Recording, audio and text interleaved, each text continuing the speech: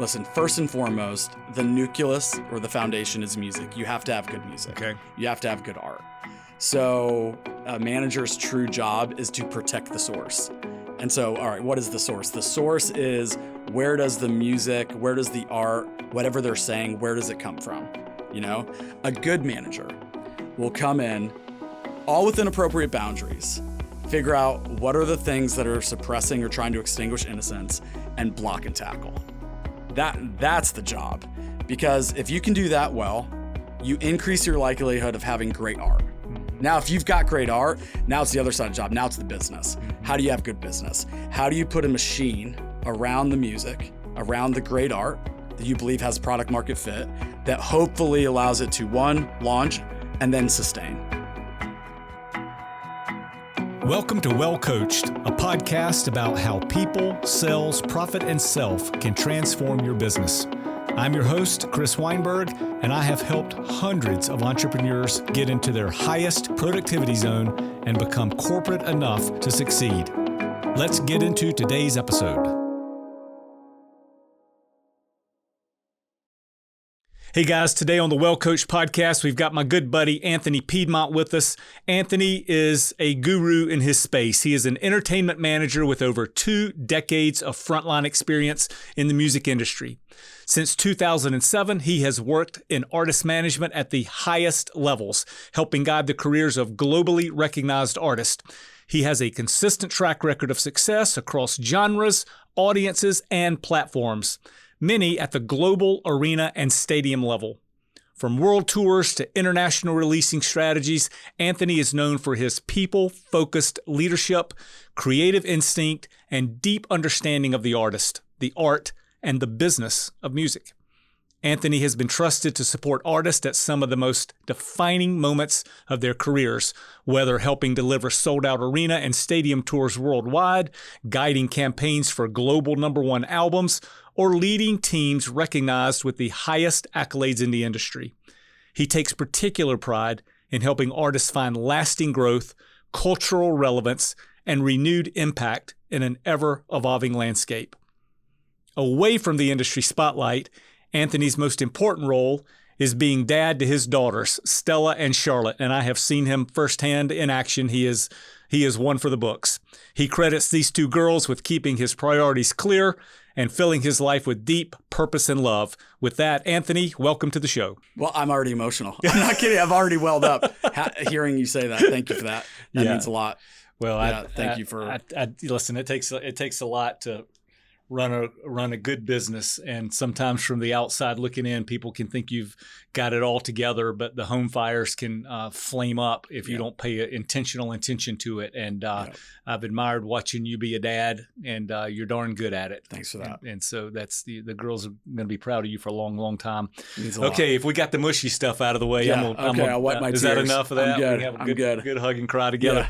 Yeah. We'll dive in, guys, as we always do with our People Sales Profit Self format. And with that, I'm going to dive in.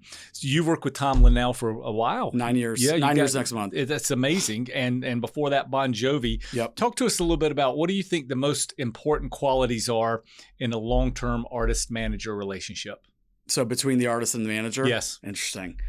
It's complicated. How's that for that's a hard one. Yeah, we're starting off tough. You know, it's interesting. Like with anything, it's a lot of puzzle pieces for sure. And so it's important that the right artist be with the right manager, and everyone is uniquely designed or dysfunctioned to fit together in ways. And I for sure, both in good ways and bad ways, have been conditioned to be a manager, and a manager for a particular type of artist and whatnot. So it definitely requires a unique yin-yang fit. Like there are some managers, which by the way, I am not, some managers that lean really heavy on the creative side. You know, they want to talk about your guitar tones and how you're using amps, and like, not my thing. If someone wanted to ask my opinion, I might have one. Right. And that's at best. I might have it at best. But that's really not my thing. And I will say though, because of that, I do listen to music like a consumer, And for me, that's a value add. Like that's helpful. I really do listen to music. Like I literally just got out of a listening session. I listen to it like a consumer. I'm not breaking down the mix. I'm not thinking about guitar tones or whatnot. But there are some managers that are like that, and they provide immense value to their artists, and that's incredible. So, but for that to work, that manager would need to be with an artist who really values that voice and things of that nature. So, yeah, it's interesting. It's a tough one. Like in my case, where I found success is, an artist who's willing to trust. I mean, that's a big one. Mm-hmm. Like for me to be at my best, I'm running really, really fast. I'm doing things that are it's difficult to, in the short term, connect how what we're doing today equates to value tomorrow. It's very difficult because it's so long lead. Mm-hmm. It's such long lead What you do today is not going to show up, good or bad, maybe, for quite some time. Yeah. So that requires an immense amount of trust. So now you need an artist, on the other hand, who obviously has a certain level of the ability to trust and understand and whatnot. The other thing for me is like I run fast, run hard, run fast. So, and you can't do that alone. So you need an artist who's willing to do it as well. Yeah. So, so it's complicated, and probably like a marriage, listen, 50% of marriages don't work. Yeah. I imagine that stat applies to managers and artists. It is very much probably even higher or higher. Yeah. It's very much so a marriage. And it has all the, and it can be complicated and challenging to find the right fit and who, the strengths and weaknesses and things of that nature. So that's it's not that's not a clear answer. No, it's it's a complicated answer. It's a complicated question. And guys out there, one thing he said is, and we've talked about this before, is the effort you put in today may not show up for an extended amount of time. So you've got to trust yourself. You got to trust your process and have some patience that whatever you're seeding now may not show up. I often tell people in other business formats that what you do today is not going to show up on a P&L for at least 6 months. Yeah. Right. And so that's a good point. And that's hard. I mean, the way I always look at it and what I've talked to my team about a lot is like, okay, and even artists that we work with, but the broader team is like, okay, at the end of the day, we need to be rooted in something. Mm-hmm. We need to be, we need to understand where we are and how we're making decisions. Mm-hmm. And we can always change course, but really being rooted in that so that you can have that long-term focus and trust that, okay, I believe that it'll pay off. Otherwise it is one step forward, 2 steps back, 1 step forward, 2 steps back. Like if you don't have a solid grounding or a vision for where you're headed or a belief in how you do something, you will make no progress. So you've got kind of a North Star sort of. 100%. Yeah, no doubt. I've got that. Okay. For sure. How do you handle managing both the creative personality of an artist, but also the business side that inevitably comes with success? Yep. So mixing of the creative, in my experience, some artists sometimes may not make the best business decisions or may not even be caring about the business decision. Yep. But boy, you have to. Yep. How do you balance those things? Listen, first and foremost, the nucleus or the foundation is music. You have to have good music. Okay. You have to have good art. So like if we want to get like really esoteric and you're like, all right, what's a manager do? I would say that like a manager's true job is to protect the source. And so, all right, what is the source? The source is where does the music, where does the art, whatever they're saying, where does it come from? And if you want to look like at where most artists, when they come out, when they thrive, where in their career they pop, they come out of a garage, they're in high school, they're in college, and they're just playing to play. Mm-hmm. They're playing to express themselves. They are not playing to make $1 million, not playing for a Mercedes. They're not playing for anything. They're just playing to play. And that's a beautiful place because it's innocent. Right. And that's where true artistry comes from. And what ends up happening over time is you find success, you sign contracts, you have to meet deliverables, you've got cash flow issues, and this is, and good stressors. You get married, you've got kids, you feel torn. Like when you're home, you're distracted because you're trying to meet deadlines. When you're out on the road, you're away from your kids and you're missing birthday parties.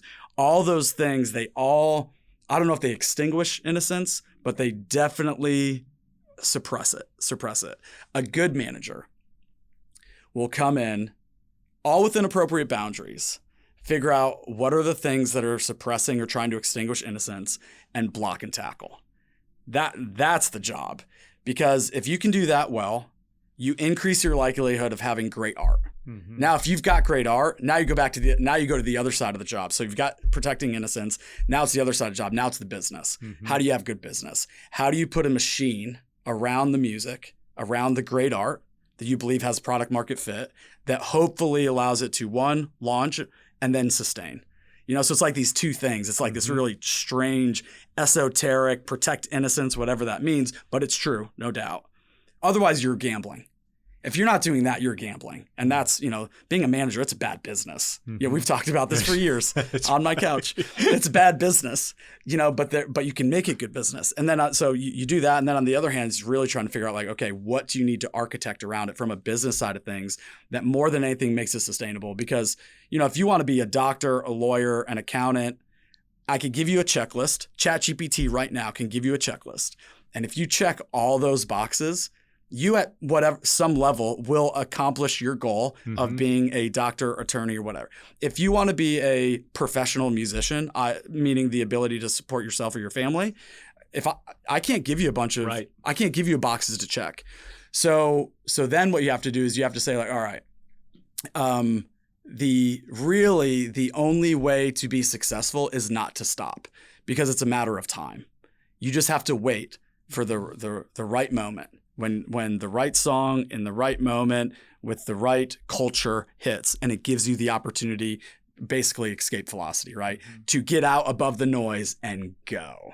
And that's the name of the game. So really on the business side, then it's about trying to figure out how do you create this scenario of sustainability so that it's not if we're going to be successful, but when. And that's just a matter of buying time. Long answer? That's a good answer. Yeah. Yeah. I don't have anything to add to it. It was good. I was sitting here trying to think, how can I put something brilliant on top of that? And I got nothing. You taught me well. Chris taught me well. In the room today. Taught me well. A bar. Brought to you by Chris Weinberg. Thank you very much. Let's talk about this industry. And you guys, your industry can create burnout pretty quick. And so how do you keep your team motivated and aligned and avoiding burnout? I'm not sure I'm going to have an answer for that. That's tough. Because we're in a moment, you're asking me that question literally in a moment where I'm processing that. Okay. Processing it both individually and collectively. Okay. That's a hard one. Burnout is real. The thing about this industry is it is passion driven. If you're in it for a job, or if you're in it for like the packaging, listen, it's sexy, right? Like I get it. Working in music is cool, whatnot. But if you're in it for that, you are not going to be successful. There needs to be something that is driving you to push through the hardship. You've got to have a source of perseverance to push through, because it is really, really hard. And again, kind of going back to this uncalculated risk, not sure what boxes to check. It's very difficult to figure out how to, maximize time and energy within a traditional job structure. So, the best way that I know how to do it is finding ways to affirm and acknowledge team members, as opposed to create a tight structure of hours or whatnot. So, one thing I am good at, I'm definitely good at celebrating people. I lean on that one heavily. Now that for me is like an extrinsic love language. That comes easy. I'm drawn into it. But I realize just, I'll acknowledge that on the other hand, I have really high expectations. Like I already said, run fast, run hard. Yeah. But you reward people. One thing you do really well is you love on people. You love on people, and that goes a long way. Yeah. Yeah. He brought cookies today, by the way. So thank you very much. It's the least I could do. So you built this boutique management firm. How do you make decisions on who you want to work with, and how do you determine who's the right fit for you to be working with? Yeah, I love this question. So one, oftentimes I get the question of like, people assume that as a manager, you work within a specific niche or genre, which is most of the time true. And so I get the question a lot of like, okay, what genre do you work in? Or what's your dream genre? So I've had time to process, because for a long time, I never knew how to answer it. I didn't have a clear, like even under my previous employment structure, I never had a clear answer when people were like, oh, what's your dream artist? What's your dream gig? What's your dream genre? Like I struggle with it. It has taken time for me to really understand and have clarity for what that is. And I know it today better than ever before, no doubt. First and foremost, if I can't take my daughter, Stella and Charlotte, to the concert, I'm not interested. Wow. No chance. And I had an opportunity last year. It was really big. And it was an easy no because Stella and Charlotte could not go to that. And I'm not interested in taking time away as a father for something that they can't participate in at some level. Not interested. What a great guiding light. Yeah. That is. Thanks. And it's easy. Yeah. Like there's no amount of money that would change my mind on that. It literally, there is not a number that you could put on that. No chance. No chance. So then that's first. That's domino one. Now the second one is big. I like the genre of big. And so it doesn't have to be big, but it has to strive for big. I am naturally drawn in I promise you, a non-egotistical way, at least mostly. Everyone has a little bit of ego, right? But I'm just wired to go big. I'm just wired to keep pushing. Just like before we started, the example I gave you, we have a really big win on the books, and I'm focused on how we win bigger. So much so that I've kind of glossed over the last win, like it wasn't even acknowledged, which, by the way, I'm not saying is healthy, but it's a good example of like it's in my wiring. It is in my wiring. You expect it. Yeah, to just always push, always go bigger. And so I like artists and music and strategies and approaches that are striving for big, that are striving for impact, that are striving to do something different, which sounds cliche. But what I mean by that is like just, find a way to, keep going and break the mold, and I guess all the cliches are true, and I feel that. But like my genre that I want to work in, I want to work in big. It needs to leave something positive into the world, right? Like it's got to be good for Stella and Charlotte. They have to be able to be present. So that's first and foremost. And then from there, it needs to strive for something that's impactful, that's large, and that resonates with me very much so. And so it's been interesting as I look back now over my career of where I absolutely am at my best is when it's the opportunity to work at that intersection, when yes, it's putting good into the world and there is at least a striving for or a pathway to large or big. And that works really well for me. And something you can take the girls to. And something I can take the girls to. Yeah. Are you ready to elevate your business and leadership game? If you're serious about taking your success to the next level, then it's time to focus on the 4 pillars that every thriving business is built on: people, sales, profit, and self. You've heard me talk a lot about those 4 pillars in every episode of this podcast. Now's your chance to deep dive with me in person into actionable strategies that will transform your approach to business and leadership. Whether you're looking to build high-performing teams, drive sales, control cost, or enhance your own leadership mindset, you'll get the tools to make all of this happen. And this is not just theory, it's about real impact, the kind that leads to big wins, big profit, and a healthier approach to work and life. And it's all happening live with me at the Nashville City Club beginning August the 5th, right in the heart of Music City, where business meets creativity. But here's the catch. This mastermind is exclusive and there's limited space. So if you're ready to take control of your business and leadership future, now's your chance to secure your spot. To register, go to wellcoachconsulting.com, where you'll learn how to build thriving teams, drive profit, and most importantly, elevate yourself.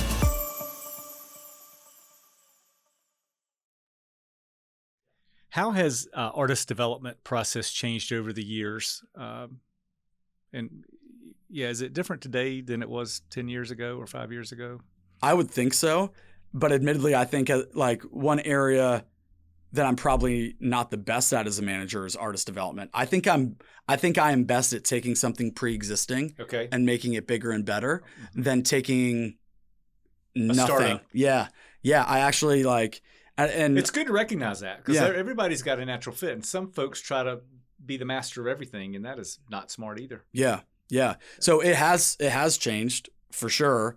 And listen, there's always a level of artist development that's invention. And so as an artist, and their career develops, there is reinvention. So there's definitely parallels, and I could speak into like there's definitely, I could look at like the paths of reinvention or whatnot. But yeah, artist development today, I probably can't speak to it too specifically, but I do know it's changed dramatically, and it'd be interesting to see what's going to happen, even in the future or the next 5-10 years. I'm sure it'll continue to change. Okay, let's talk about selling music today. So selling music looks different than it did 10 years ago. So what's been the biggest shift in how you help artists connect with audience and sell their work? Yeah. So another great question. Thank you. The first thing I do when we talk about how we're selling what we're doing is immediately reframe it to the difference between selling and offering. I immediately want to get the team thinking through, okay, like we have to offer something to somebody.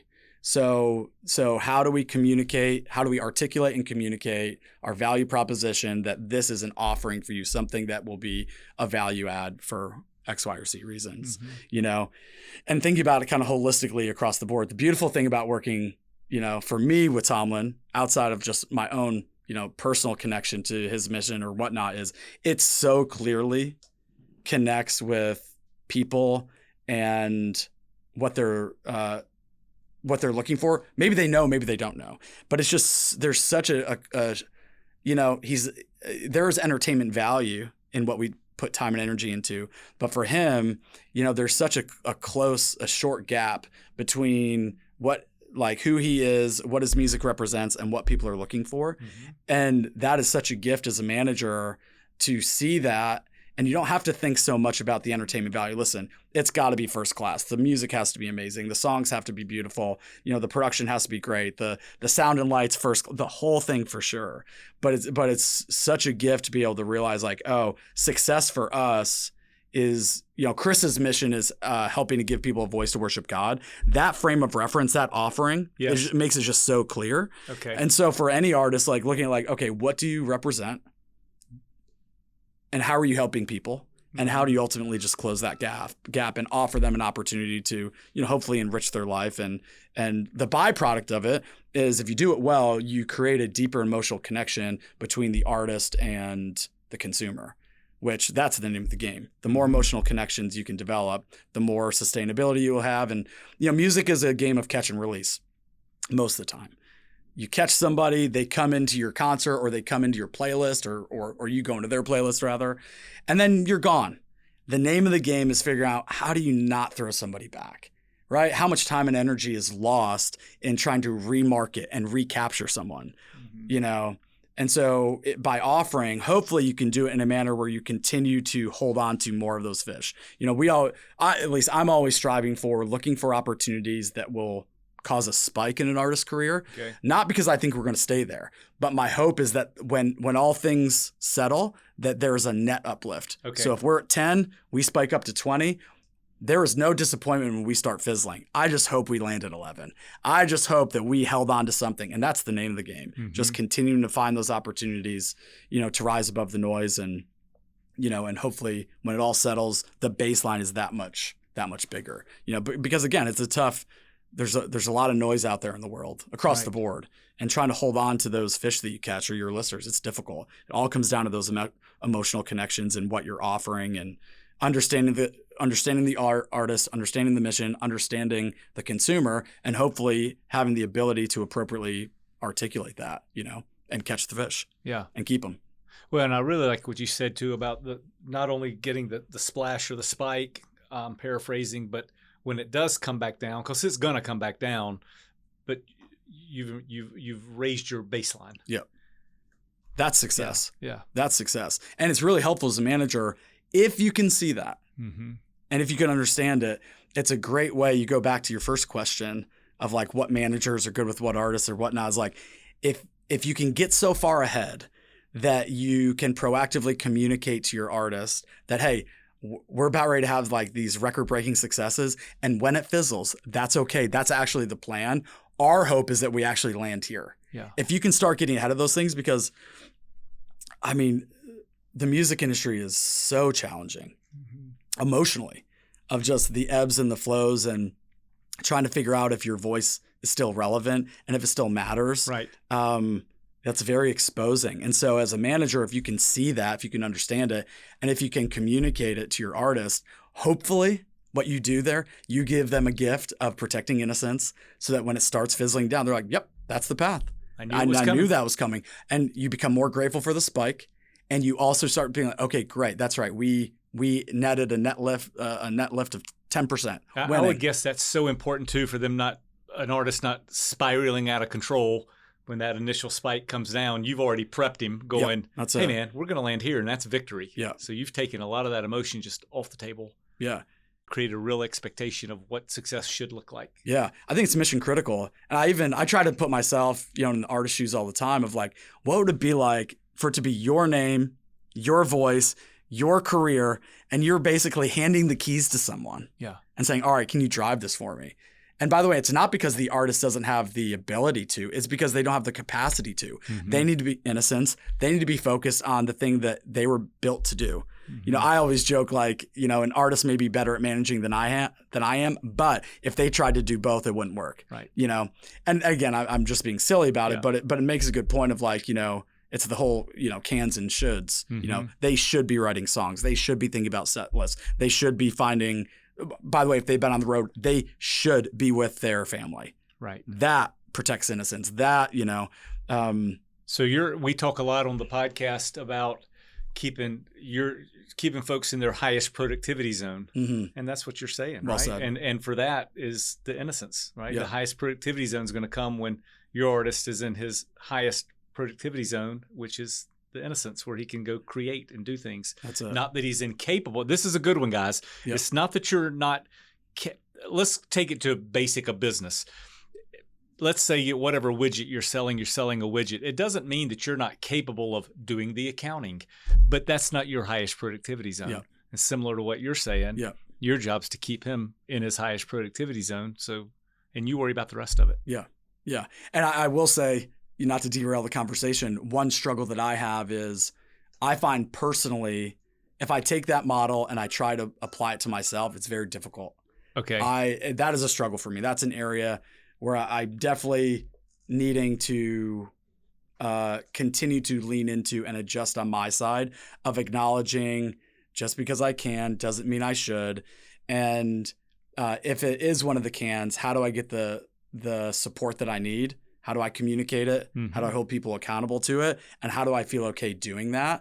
Because it feels, I think that's classic. Like, that saying of, I would never ask someone to do something that I didn't already do myself or so. I forget what the phrasing is, but throughout, on one hand, I have done it. I've done it all, right. Soup to nuts. But on the other hand, I at times struggle to apply those same lessons to myself. Yeah. And by the way, that can be, broadly speaking, I think it's so much easier for me to apply these lessons to my relationship with an artist and how we build their business than even myself. Yeah. I mean, you've experienced that with me. Right. I can be very clear with what I feel is best for the artist and the business and the team and tracking success or whatnot. I find it extremely difficult to do that for myself. I don't manage myself well. Yeah. I crush managing somebody else. Right. Absolutely. Right. But myself, man, that's a struggle. Well, that's the cobbler has no shoes theory, right? I mean, that's 100%. 100%. Yeah. Yeah. Sorry, that just was top of mind. No, it's not. It's relevant. And that speaks to so much. You've got these team members around you and giving them room to fly and push and challenge and pushing things to the org chart where they're most appropriately handled is a skill. Yeah. And that's, you said the other thing about paraphrasing how don't ask anybody to do things I wouldn't do. I think that is so overplayed. I mean, like to your point, you have done it all. Yeah. But now your best gift and talent may not be in doing the spreadsheet. Doesn't mean you haven't done it. Doesn't mean there wasn't a time in your life where you needed to do it. But that's not best served for the team members you have around you now or for the artist that you're leading into his zone of greatness. Yeah. Got it. Okay. Yeah. What role does social media and storytelling play in the landscape today? Yeah. I would put it in the mission critical category for sure. Strong story, our whole culture is built up on stories and we're wired for stories as humans, stories are incredible. And, I think for me, social media is an opportunity to create just a strong, I'm not going to say brand. I want to say brand. It's not brand. It's just this, it's this reinforcement of who you are and what you represent and what that offering is. You get a half a second with someone, that little reinforcement, that little impression of that offering for the moment.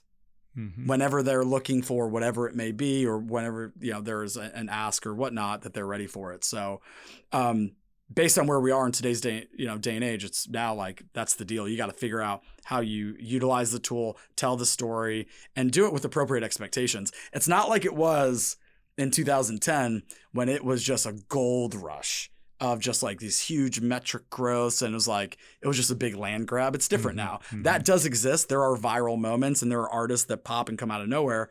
But even large artists back in 2010, it was land grab, and it was fun. And it was it was so young that, a lot of people didn't know if it was going to stick around, but there was this positive feedback loop. Obviously they knew, the platforms knew what they were doing, because seeing the numbers went up, everyone felt good about it. It was great. Right. It's hard right now because the numbers don't go up as much. Yeah. It's more of a struggle. Takes more muscle, it takes more strategy. So, but remaining, you don't want to become noise, white noise, but you absolutely have to continue to drip that offering or that brand or whatever it is that you're representing. Yeah. For sure. Do you think most artists are into it or hate it or go to social media begrudgingly, or do they love doing it, or who knows? Guess who depends who you ask. There's a mix. There's some artists that love it. I remember the day when artists were anti, they weren't into it, but that's changed. And the reality is the ones who are embracing it are going to win, or at least gives them a leg up. There's probably some artists with average music with the song Social Strategy. Yeah.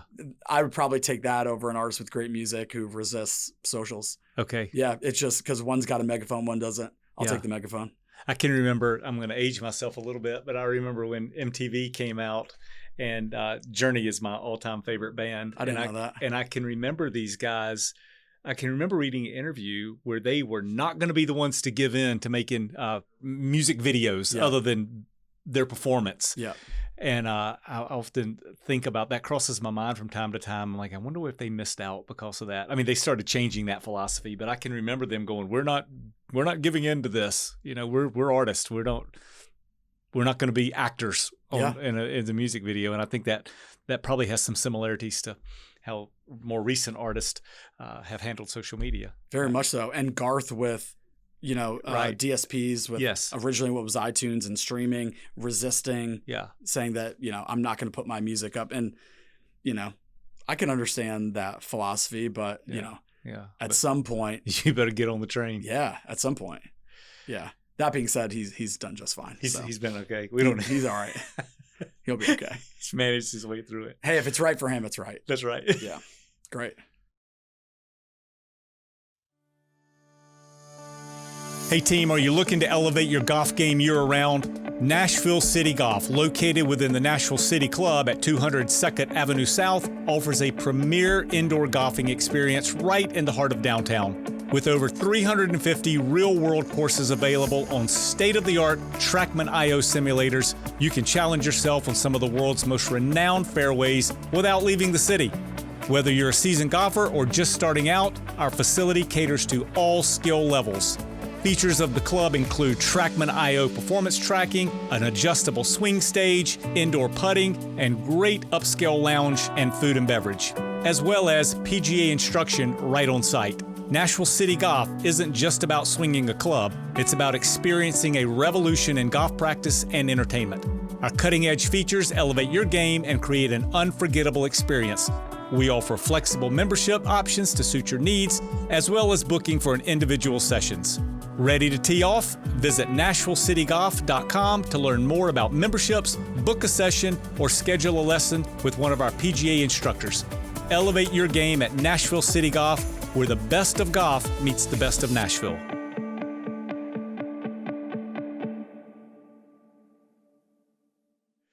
Profit margins in this business can be super tricky. And how do you think about when you're structuring a career that's not just creatively fulfilling, but also financially sound? Yep. And are we talking on the artist side or the manager side? Artist side. Okay. Yeah. The artist side, I'm a believer in the correlation between loyalty and longevity. Okay. At some level, obviously there's a spectrum to everything. And so the challenge an artist has, let's talk about the easy side of it. In terms of like the intellectual property right side, on the publishing side, and the master side, the recording side, all that, while I do believe requires appropriate deal making and forward thought and understanding the industry and understanding how to do deals, like doing deals for me is a lot more than just passing papers across across the table. Like, I'm the first one to say that I would way rather advocate for value than to negotiate. Okay. Like, I don't want to play a game of high, low, let's meet in the middle. I'm gonna come in high, and then I'm going to advocate over and over and over again why I believe that's high, or why I believe that high number is fair and appropriate. I'm not going to ask for anything that I think is that I can't advocate for. Okay. So it may come across as high, but just know if I send it and if I say it and I ask for it, I'm going to advocate for it. Right. I'd way rather close the understanding communication gap than create this weird system of high, low, middle, good deals that everybody's unhappy. I don't believe it. Okay. And I realize that I'm an outlier here. I get it. I do not believe in that. And in my experience, I have found that good business oftentimes can be best business. And, in my circumstances, that has been true. Now, it may be that the other people are really upset and I didn't know about it. I don't believe that's the case. I'm in tune. One of the things I think that makes me a good manager is I'm very in tune with how people are feeling, and I want people to be happy. For good or for bad, I've been conditioned to want people around me to be happy. And that's one of the things that makes me a good manager. I can feel what's going on, and I really want the artist or the team to be happy. That's really important to me, to my own negative extent at times, So on that side, like, I think that,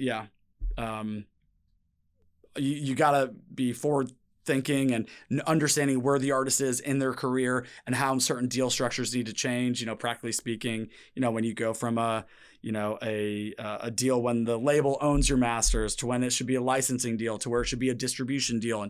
But also understanding how those deals, talking about money's easy.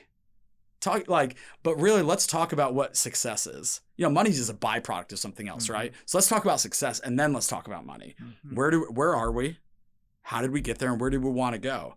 Because sometimes the highest likelihood of success is keep the machine just fully loaded. Okay. Leave meat on the bone. Give people, keeping all those things. Sometimes squeezing a deal isn't the best. But I'm going to ask for something that's probably high, and I'm going to advocate for it all within the appropriate structures and constraints and whatnot. So there's that, and then on the other side of it, on the touring side, it's complicated and challenging because having consistency out on the road for an artist is, I believe, really important. It protects innocence. It is helpful, and there's reassurance, and everything's okay, because of that consistency, and it's expensive. Knowing that our business ebbs and flows, and we're not always doing concerts, and there's on years and there's off years, and there's years of festivals and years of hard ticket dates, and there's years of spikes and it's great, and there's years when it's not, and when you've got that variable income but fixed expenses, man, that's hard. Yeah. That's really, really difficult. Yeah. And so, one, it's all about communication. Absolutely. It's all about having a plan, and defining what success is, and hopefully being able to articulate it. And, I think probably the best way I know how to answer the question that is so vague is always making sure that the greater team is totally bought in with where you're headed. Yeah. I mean, that's it. And then that'll yield the best result. And so, just, the challenge with touring is just the fixed costs that relate to it, and the variability that comes along with that, So Anthony, we talk a lot about the disc profile on this show, and Anthony leads with a high I, guys out there that are following us along. And one of the natural gifts of folks that lead with a high I in disc profile world is being able to paint the picture and show what good performance looks like and believe in abundance. And you definitely lead with an abundance mindset, no doubt about that. And folks with high I's in their disc profile are naturally good orators of that. They're very good at seeing painting value versus a number. Yeah. Where other disc profiles absolutely are going to lead with the number. Yeah, fair. Right. But that's part of the beauty of folks that lead with a high I is being able to paint. Here's abundance. Here's what success looks like. Here's what long-term looks like. Yes, we can. Right. Versus scarcity type mindset. And when folks start getting into battles over contracts and looking at numbers, that is right to a scarcity mindset. And I like the way you said, I don't believe in that thing where if both parties leave a negotiation slightly pissed off, that's a good deal. You said complete opposite of that. You said, let's wax poetic about something beautiful and show the value of getting there. Yeah. And so that's pretty refreshing. How do you balance investing in the new opportunities versus protecting what's already working? God. I'm throwing you some doozies, man. You are. I feel like we're going to have a therapy session here. I like right now I'm like, okay, do I need to filter anything? Let me Man, I feel like you're exposing all the good and bad parts of my personality. Man. First of all, there are no bad parts of your personality, right? And so to everybody out there, who you are is who you are, and who you are is fine, right? It's about understanding who you are, and then how do I make that the most productive part of who you are? And I knew when I put this together, I thought, man, this is a hard question to answer because I don't know how I'd answer it. Yeah, I feel like my answer comes across in a manner that could potentially allude to the fact that my business is secondary to the artist's business. Okay. Which seems reckless. And, as I process the answer, preface, oftentimes I don't know what I think until I say it. Okay. I'm a verbal processor. Another sign of high eyes, by the way. Is that true? High eyes think out loud. Oh, 100%. Right? That's me. Yeah. And probably my team, oftentimes I'll be like, hey, I've said this in the past, like, hey, I'm going to say something. If you just, if I say it wrong, can you give me the grace or the opportunity to repair and come back and restate whatever? Yeah. And to be clear, that's never reactionary. It's just a matter of like, I think out loud. Anyway, irrelevant. I am so hyper-focused on what is right for the artist and their business that I'm obviously very mindful. My business manager has told me many times that I'm the most conservative client she has. Really? Mm-hmm. Yeah. Is that interesting? That is interesting. Yeah. Because I'd probably come across the opposite way. And my guess is that I have to have that conservative approach for Piedmont & Co. because I am so focused on the artist's business and their mission. And I'm directly correlated to it. There's just like, okay, what's good for them is good for me. I do not think I can tell you this right now. Like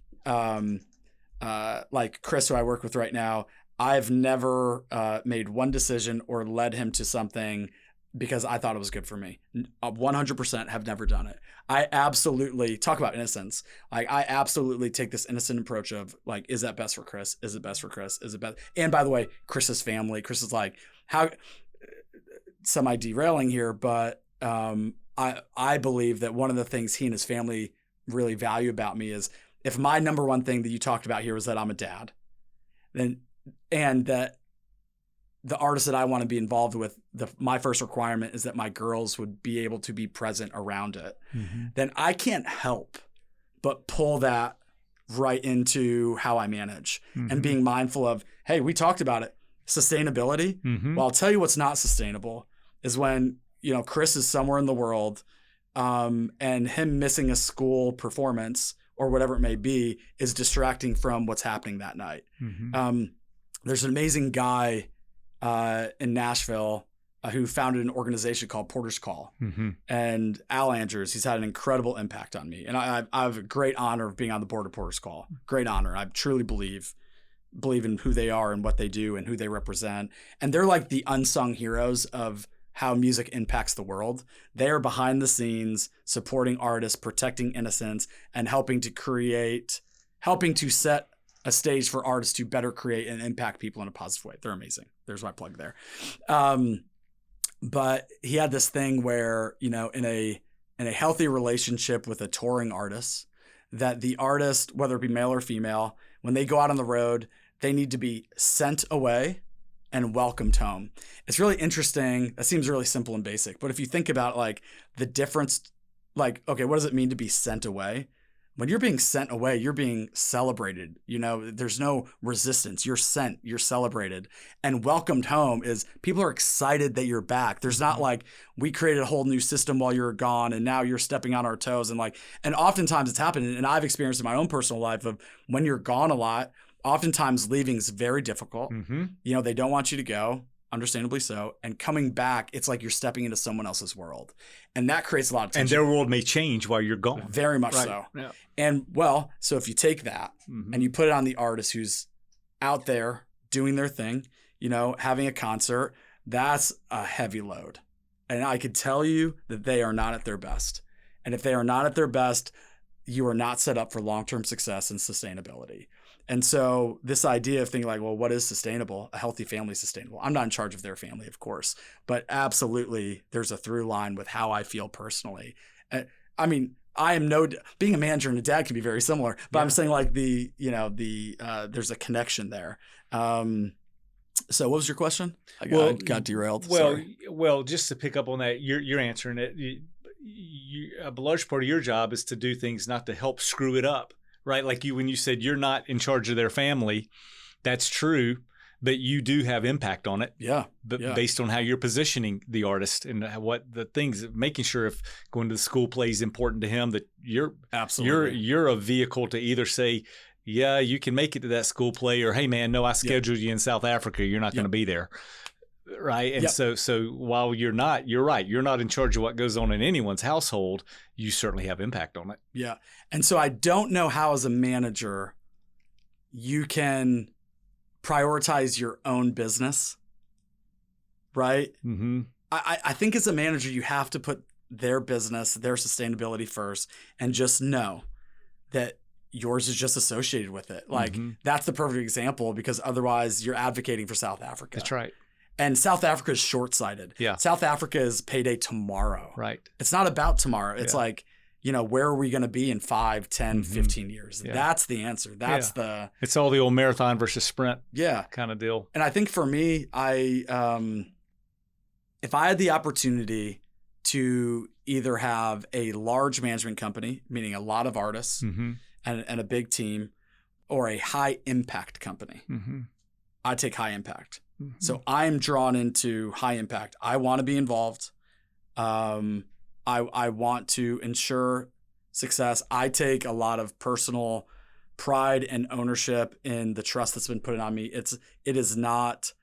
I'm not gambling. I'm not throwing things against the wall and hoping that they stick. It's not if, it is when, and I will do anything to make that possible. I just will, And so that's not like scalable. What I do personally is not scalable. I do believe there is a way to pass that on to other people for sure, and hopefully guide. I'm probably I could probably manage 3 artists at this level, and that would be it. And then beyond that, I would be more of a manager of managers, because there's limited capacity to be able to be this, hyper-focused, all in. It's all you're thinking about. And it's just like, you just don't stop. Yeah. Well, bigger is not always better. Yeah. For sure. And I have history with that. Many years ago, my consulting company, I had 17 of me in it. Yeah. And now it's me and Elizabeth. And I love it. It's much, because to your point, I don't want to be managing a bunch of other consultants the same way you don't want to be managing a bunch of other managers. Yeah. And I like the tactile feel of one-on-one. Yeah. And it sounds like that's your journey as well. I feel that. Yeah, I very much so like being close to it. Yeah. Like, so I'm not the guy, I'm not out there chasing the next thing or something else is better. I've always liked the phrase, content but not satisfied. Yeah. I'm very content with where I am.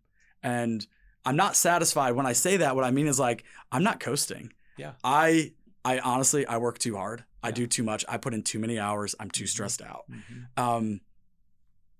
I'm working on that, you know. Kenny Rogers' mom had, I've shared this before. I may have said it to you before in our time, but one of the best quotes I've ever heard is, you know, Kenny Rogers got very successful early in his life. And before he was just a solo artist, he had his other things going on. And his mom told him, be happy where you are, but not satisfied to stay there. I think that is the best quote. Yeah, it's beautiful. I wish I would have come up with that. That's like, beautiful. Be happy. Enjoy the roses for a minute, man. Be happy where you are. But that doesn't mean you're stuck where you are. Yeah. You're still reaching. Yeah. And you're doing that, particularly with Tomlin already. I mean, like each year it's better than the next. Yeah.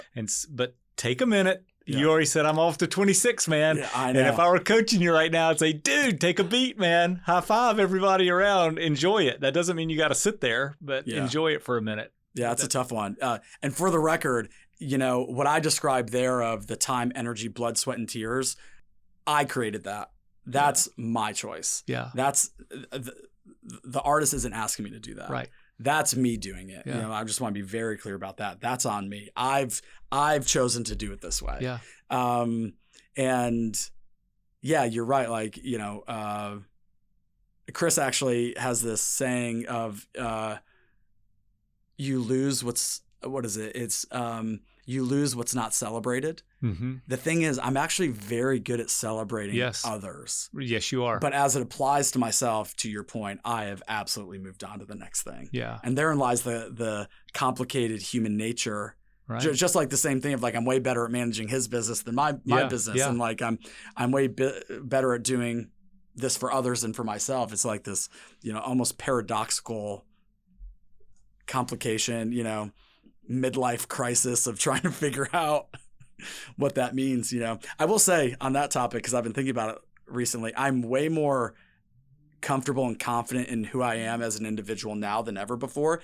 And what I mean by that is almost in a sense of like, this is just you referenced something earlier, it made me think about it. This is just who I am. Yeah. This is how I'm wired, and it's okay. Mm-hmm. And like, everything's gonna be fine. Everything's gonna be fine. You know, because I definitely have that thing in me. It's ingrained in me for understandable reasons. Like, it's not going to be fine. Yeah. And it's in there. Like, that voice speaks to me. It's not going to be fine. Well, a fear of failure is a great driver for lots of people. It is for me too. And it sounds like that is to you. Like, you always worry, this could go away tomorrow. And at the same time, part of your happiness is making other people succeed. There's nothing wrong with that. Yeah. You see me. That's exactly right. Yeah, that's me to a T. Yeah. But also make sure you're taking some time, and you do take some time. Your free time is with those beautiful girls and investing in them, and you know that's what do you do when you're off the clock? You're looking after two beautiful gals. That's it.